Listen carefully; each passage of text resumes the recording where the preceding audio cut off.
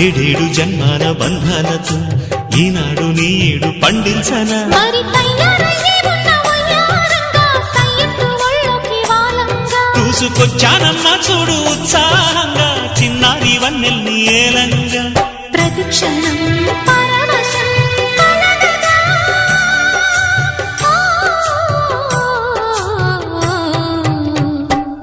మనసా పలకవే మధుమాసపు కోయిలవై చెలిమే తెలుపవే చిగురాశల గీతికవై